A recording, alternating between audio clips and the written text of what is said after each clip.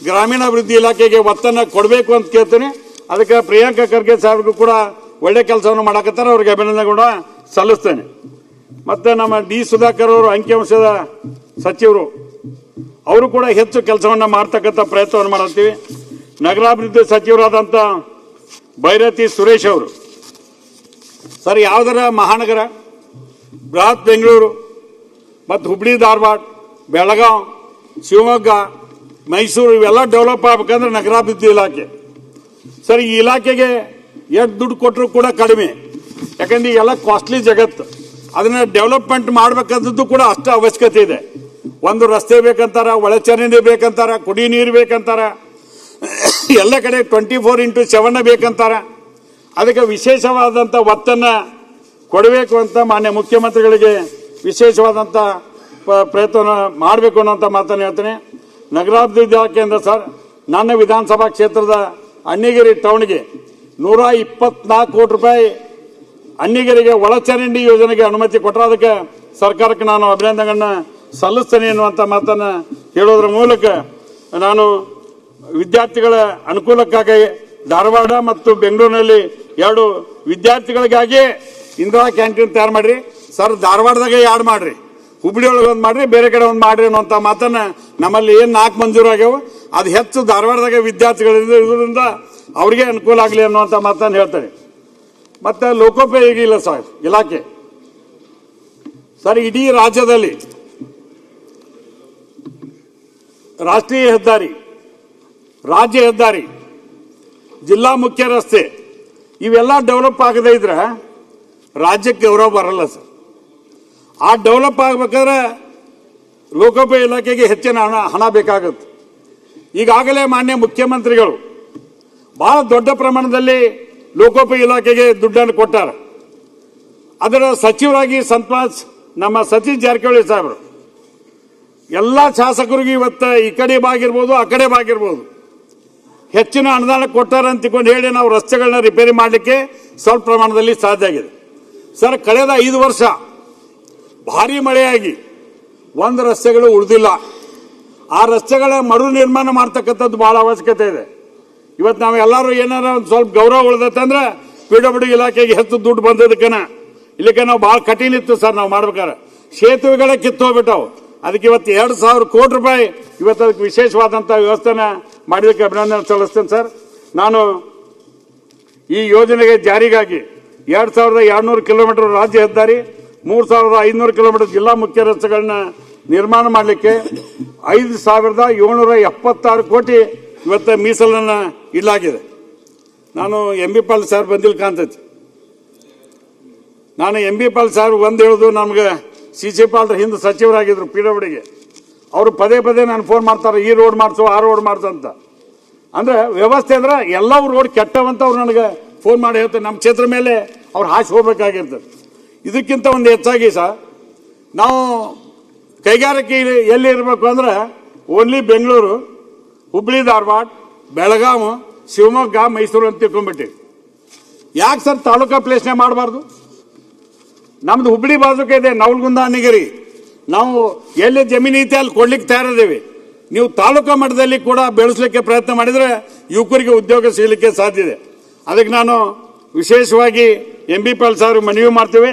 ತಾವು ಕೂಡ ಗ್ರಾಮೀಣ ಪ್ರದೇಶದಿಂದ ಬಂದವರು, ಅದಕ್ಕೂ ಕೂಡ ಹೆಚ್ಚಿನ ಒತ್ತು ಕೊಡೋದ್ರ ಮೂಲಕ ಎಲ್ಲ ತಾಲೂಕುಗಳಿಗೆ ಎಲ್ಲೆಲ್ಲಿ ಸಾಧ್ಯ ಇದೆ ಅಲ್ಲಿ ಯಾವ ಬ್ರ್ಯಾಂಡ್ ಬೇಕಾಗೈತಿ ಆ ಕಡೆ ಪ್ರಯತ್ನವನ್ನು ಮಾಡಿ ಡೆವಲಪ್ ಮಾಡ್ಬೇಕನ್ನುವಂಥ ಮಾತನ್ನು ಹೇಳೋದ್ರ ಜೊತೆಗೆ ನಾನು ಹಿಂದೂ ವರ್ಗದ ಇಲಾಖೆಯ ಸಚಿವರಾಗಿ ಶಿವರಾಜ್ ತಂಗಡಿಗೆ ಅವ್ರು ಕೆಲಸ ಮಾಡತ್ತ. ನಾನು ವಿಶೇಷವಾಗಿ ಪ್ರಾರ್ಥನೆ ಮಾಡ್ತಕ್ಕಂಥದ್ದು, ನಾವು ಕನಕ ಬೇಗವನ್ನು ಬೇಕಂದ್ರೂ ಅವ್ರನ್ನ ಕೇಳಬೇಕು, ಹಿಂದೂ ವರ್ಗ ಇಲಾಖೆ OBC ಜನಾಂಗಕ್ಕೂ ಅವ್ರನ್ನ ಕೇಳಬೇಕು, ಅದಕ್ಕೂ ಕೂಡ ಹೆಚ್ಚು ಅನುದಾನ ಬೇಕಾಕೈತಿ. ಮುಖ್ಯಮಂತ್ರಿಗಳು ಅದಕ್ಕೆ ಆದ್ಯದಲ್ಲಿ ಒಂದು 10-12 ನಿಗಮ ಬರ್ತಾವೆ. ಆ ಎಲ್ಲ ನಿಗಮಗಳಿಗೆ ಹೆಚ್ಚಿನ ಅನುದಾನ ಕೊಡೋದ್ರ ಮೂಲಕ ಇದಕ್ಕೊಂದು ವಿಶೇಷ ಕಾಯಕಲ್ಪವನ್ನು ಎಲ್ಲ ಸಮಾಜಕ್ಕೆ ಕೊಡ್ತಕ್ಕಂಥ ವ್ಯವಸ್ಥೆನ ಮಾಡಬೇಕು ಅಂತ ಕೇಳ್ತೇನೆ. ಇದ್ರ ಕೂಡ ಕಾನೂನು ಮತ್ತು ಸಂಸದೀಯ ಮತ್ತು ಪ್ರವಾಸೋದ್ಯಮ ಸರ್, ಇದಕ್ಕೆ HK ಪಾಲ್ ಸಾಹೇಬ್ರು ಹಿರಿಯ ಸಚಿವರಾಗಿದ್ದ. ನಾನು ಒಂದು ಹೇಳ್ತೇನೆ ಸರ್, ಪ್ರವಾಸೋದ್ಯಮ ಇಲಾಖೆ ಭಾಳ ಇಂಪಾರ್ಟೆಂಟ್. ನಮ್ಮ ಮೊನ್ನೆ ಕೇರಳಕ್ಕೆ ಹೋಗಿದ್ದೆ. ಕೇರಳದಲ್ಲಿ ಪ್ರವಾಸೋದ್ಯಮದ ಮೇಲೆ ಎಲ್ಲ ನಡೀತೈತಿ, ಗೋವಾದಲ್ಲಿ ಅದೇ ನಡೀತೈತಿ. ನಮ್ಮ ಕರ್ನಾಟಕದಲ್ಲಿ ಕೂಡ ಪ್ರವಾಸೋದ್ಯಮಕ್ಕೆ ಹೆಚ್ಚು ಒತ್ತನ್ನು ಕೊಡೋದ್ರ ಮೂಲಕ ಅವರು ಕಾನೂನು ಇಲಾಖೆ ಸಚಿವರಾಗಿ ಒಳ್ಳೆ ಕೆಲಸ ಮಾಡ್ತಾರೆ, ಅದನ್ನು ನೋ ಡೌಟ್. ಆದರೆ ಪ್ರವಾಸೋದ್ಯಮಕ್ಕೆ ಹೆಚ್ಚು ಕೊಡಬೇಕಾದ್ರೆ ಅದಕ್ಕೆ ಹೆಚ್ಚು ಅನುದಾನ ಬೇಕಾಗುತ್ತೆ. ಅದಕ್ಕೆ ಮಾನ್ಯ ಮುಖ್ಯಮಂತ್ರಿಗಳಲ್ಲಿ ವಿನಂತಿ ಮಾಡ್ತೀನಿ. ನಾನು ವಿಧಾನಸಭಾ ಕ್ಷೇತ್ರದಾಗ ಸರ್ ಪ್ರತಿ ದಿವಸ 1 ಲಕ್ಷ ಜನ ಬರ್ತಾರೆ ರಾಮಲಿಂಗ ಕಾಮಗೆ. ಇಡೀ 5 ದಿವಸ 5 ಲಕ್ಷ ಜನ. ಯಮನೂರು ಜಾತ್ರೆ ನಡೀತೈತಿ, ಒಂದು ದಿವಸಕ್ಕೆ 1 ಲಕ್ಷ, ಮುಂದೆ 80,000, ಹಿಂಗೆ 30,000 ಮಟ್ಟ 5 ದಿವಸ ಜಾತ್ರೆ ನಡೀತೈತಿ. ಅಂಥ ಒಳ್ಳೊಳ್ಳೆ ಪ್ಲೇಸು ಬನಶಂಕರಿ ಇದೆ, ಯಲ್ಲಮ್ಮನಗುಡ್ಡ ಇದೆ.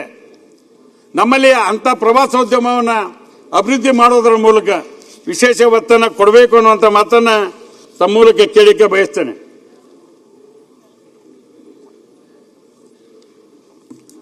ಸಾರಿಗೆ ಮತ್ತು ಮುದ್ರಾಯ ಸರ್, ರಾಮಲಿಂಗಾರೆಡ್ಡಿ ಸಾಹೇಬರಿದ್ರು ಸಚಿವರು, ಭಾಳ ಒಳ್ಳೆ ಕೆಲಸವನ್ನು ಮಾಡಬೇಕು ಅಂತ ಪ್ರಯತ್ನ ಮಾಡ್ತಾರೆ ಸರ್. ನಾವೆಲ್ಲ ಶಾಸಕರು ಇಲ್ಲಿದ್ದೇವೆ. ಯಾವ ಹಳ್ಳಿಗೆ ಹೋಗ್ತೀವಿ, ಒಂದು ಬಸವಂತರ ಗುಡಿ, ಒಂದು ಹನುಮಂತರ ಗುಡಿ, ಒಂದು ಕಲ್ಮೇಶ್ವರ ಗುಡಿ, ಮಾರುತಿ ಗುಡಿ, ಒಂದು 5 ಗುಡಿ ಕೇಳ್ತಾರೆ. ಅವ್ರೇನು ಒಂದೇ ಕೇಳೋದೇ ಇಲ್ಲ. ಆದ್ರೆ ಅನುದಾನಕ್ಕೆ ಅದಕ್ಕೆ ಹೆಚ್ಚಿಗೆ ಬೇಕಾಗತ್ತೆ. ನಾವು ರಾಮಲಿಂಗಾರೆಡ್ಡಿ ಸಾಹೇಬ್ರ ಕಡೆ ಹೋಗಿ ಒಂದು ಪಟ್ಟಿ ಕೊಡ್ಕೋಕಿನ ಇಷ್ಟು ಹೆಂಗೆ ಕೊಡೋಕ್ಕಾಗತ್ತಪ್ಪ, ಒಂದು ಹೇಳು ಅಂತಾರೆ. ಅದ್ರಾಗ ಅವ್ನು 4 ಕೊಟ್ಟಿದ್ದವಲ್ಲ, 1 ಕೊಟ್ಟೆ 3 ಮಂದಿ ನಮ್ಮ ಸಿಟ್ಟು ಆಗತ್ತಾರ. ಅದಕ್ಕೆ ಎಲ್ಲ ಶಾಸಕರದ್ದು ಒಂದು ನಮ್ಮ ಮನವಿ ಸರ್, ಆ ದೇವಸ್ಥಾನಗಳಿಗೆ ಹೆಚ್ಚು ದುಡ್ಡು ಕೊಡ್ತಕ್ಕಂಥ ತೀರ್ಮಾನವನ್ನು ಮುಖ್ಯಮಂತ್ರಿಗಳಿಗೆ ಒತ್ತಾಯ ಮಾಡ್ತೇನೆ. ಏನಾರು ಮಾಡಿ ಅದಕ್ಕೆ ಹೆಚ್ಚಿನ ಅನುದಾನ ಕೊಡಬೇಕು ಅಂತ. ಅದ್ರ ಕೂಡ ಗೃಹ ಇಲಾಖೆಯಿಂದ, ನಮ್ಮ ಮುದ್ರಾ ಇಲಾಖೆಯಿಂದ ಇವತ್ತು ವೈಷ್ಣವ ದೇವಿಗೆ ಹೋಗ್ತಕ್ಕಂಥ ಯಾತ್ರಿಗಳಿಗೆ 5,000 ರೂಪಾಯಿ ಸಹಾಯಧನ ಕೊಡಬೇಕು ಅಂತ ತೀರ್ಮಾನ ಮಾಡಿ. ಇದೊಂದು ದೊಡ್ಡ ಒಳ್ಳೆಯ ಬೆಳವಣಿಗೆ. ಆ ರೀತಿಯಾಗಿ ಮಾಡ್ತಕ್ಕಂಥದ್ದು ಒಳ್ಳೆಯದು ಅನ್ನುವಂಥ ಮಾತನ್ನು ಹೇಳಿ, ನಾನು ಸ್ತ್ರೀ ಶಕ್ತಿ ಯೋಜನೆ ಅವರ ಅಂಡ್ರ ಬರ್ತದೆ. ಶಕ್ತಿ ಯೋಜನೆ ಸರ್, ಮಹಿಳೆಯರು ಎಷ್ಟು ನೆನೆಸಾಗ್ತಾರೆ ಸರ್. ಹಳ್ಳಿಯಿಂದ ಹೋಗ್ಬೇಕಾದಾಗ ಅವ್ರು ಹೇಳಿದ್ರು, ನನ್ನ ಮನೆ ಧರ್ಮಸ್ಥಳಕ್ಕೆ ಹೋಗಿ ಬಂದೆ, ರಾಘವೇಂದ್ರ ಮಠಕ್ಕೆ ಹೋಗಿ ಬಂದೆ, ಬನಶಂಕರಿಗೆ ಹೋಗಿ ಬಂದೆ ಅಂತ ತಿಳ್ಕೊಂಡು ಹೇಳಿ ಇಡೀ ರಾಜ್ಯದ ಮಹಿಳೆಯರು ಬಸ್ಸಿನಲ್ಲಿ ಉಚಿತವಾಗಿ ಓಡಾಡಲಿಕ್ಕೆ ಏನು ಅವಕಾಶ ಮಾಡಿ ಕೊಟ್ಟಿರಲ್ಲ. ಈ ಸರ್ಕಾರಕ್ಕೆ ಎಷ್ಟು ಕೃತಜ್ಞತೆ ಹೇಳಿದ್ರು ಕೂಡ ಕಡಿಮೆ. ಅಂಥ ವ್ಯವಸ್ಥೆಯಲ್ಲಿ ಇವತ್ತು ಹೆಣ್ಣು ಮಕ್ಕಳು ಎಲ್ಲರೂ ನಾವು ಕೂಡ ಮಹಿಳೆಯರು ಸಬಲೀಕರಣವಾಗಿ ಕೆಲಸ ಮಾಡ್ಬೋದು ಅನ್ನೋಂಥ ಒಂದು ಮೆಸೇಜನ್ನು ಕೊಡೋದ್ರ ಮೂಲಕ ಒಂದು ಒಳ್ಳೆಯ ಕೆಲಸವನ್ನು ಮಾಡಿರಿ.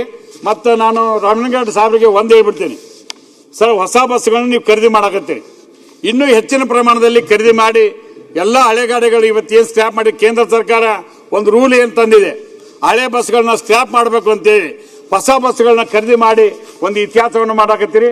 ನಿಮ್ಮ ಇಲಾಖೆಯಿಂದ ಒಳ್ಳೆ ಕೆಲಸ ನಡೆದಿದೆ ಅನ್ನುವಂಥ ಮಾತನ್ನು ಹೇಳಿ ಮುಖ್ಯಮಂತ್ರಿಗಳಿಗೆ ಮುದ್ರಾ ಇಲಾಖೆಗೆ ಹೆಚ್ಚನವನ್ನು ಕೊಡಬೇಕು ಅಂತ ತಿಳ್ಕೊಂಡು ಹೇಳಿ ಒತ್ತಾಯ ಮಾಡ್ತೇನೆ. ಅದಕ್ಕೆ ನಾನು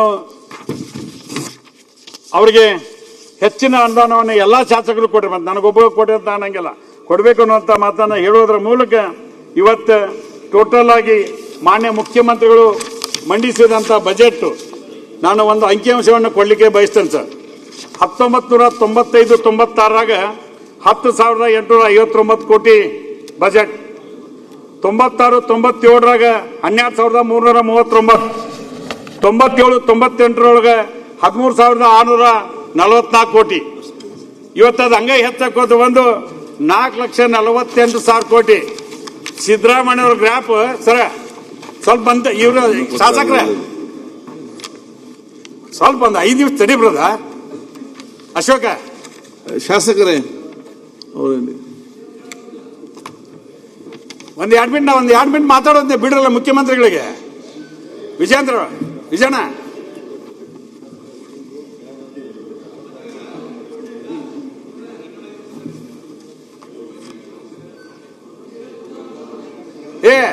ನಮ್ಮ ಹೀರೋ ನಾವು ಹೋಗೋದ ಬೇರೆಯವ್ರು ಹೋಗ್ತಾರನ.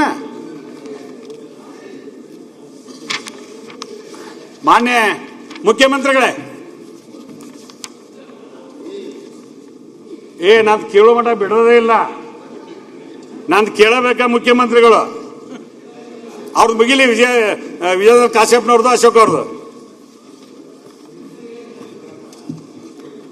ವಿಜಯ ಕಾಶ್ಯಪ್, ಅಶೋಕ್ ಅವ್ರ ಮಾದನ ಕೋನ್ ರೆಡ್ಡಿ ಅವರು. ನಾ ಮಾತಾಡಿದ ಏನು ಕೇಳವಲ್ಲ ಮುಖ್ಯಮಂತ್ರಿಗಳಿಗೆ. ನೀವೊಂದು 2 ಮಿನಿಟ್ ಮುಗಿಸ್ಬಿಡ್ತೇನೆ ಸರ್. ನಾ ಏನು ಹೇಳಾಗ್ತಿದ್ದೆ, 95-96 10,859 59 ಕೋಟಿ ರೂಪಾಯಿ ಬಜೆಟ್ ಮನ್ನಾ ಮಾಡೋದ್ರ ಮೂಲಕ ಪ್ರಾರಂಭ ಆದಂತ ನಿಮ್ಮ ರಥ ಎಲ್ಲಿವರೆಗೂ ಬಂದ್ಬಿಟ್ಟಿದೆ ಅಂದ್ರೆ 2026-27ಕ್ಕೆ 4,48,000 ಕೋಟಿ. ಈ ದೇಶದಲ್ಲಿ ಯಾರಾದರೂ 17 ಬಾರಿ ಬಜೆಟ್ ಅನ್ನ ಮನ್ನಾ ಮಾಡಿದ್ರೆ ಬಹಳ ಜನ ಮೊನ್ನೆ ಟೀಕೆ ಟಿಪ್ಪಣಿ ಮಾಡಕತ್ತಿದ್ರು. ಕುರುಬರಾವ್ ಇಷ್ಟು ಬಜೆಟ್ ನ ಮನ್ನಾ ಮಾಡಿದ್ರು ಹಂಗಂತ.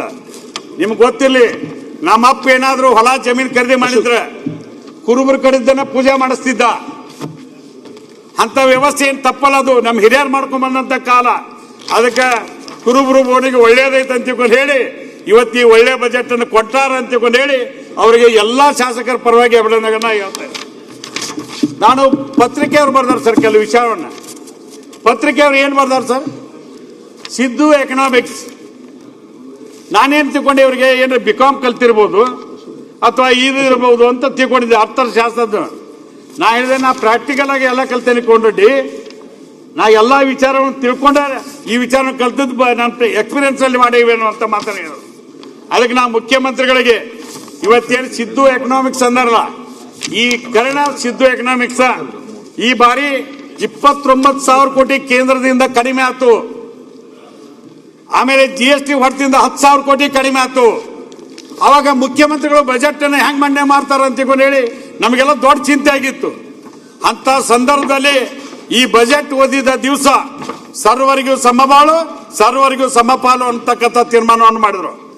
ಮುಖ್ಯಮಂತ್ರಿ ಸಿದ್ದರಾಮಯ್ಯನವರು, ಉಪಮುಖ್ಯಮಂತ್ರಿ DK ಶಿವಕುಮಾರ್ಗಳು ಇವರಿಬ್ರು ಜೋಡಿ ಎತ್ತಾಗಿ ಇವತ್ತ ನಮ್ಮ 138 ಜನ ಶಾಸಕರು ಒಂದೇ ಪಕ್ಷದಿಂದ ಆಯ್ಕೆ ಮಾಡಲಿಕ್ಕೆ ಕಾರಣೀಭೂತರಾದ್ರು.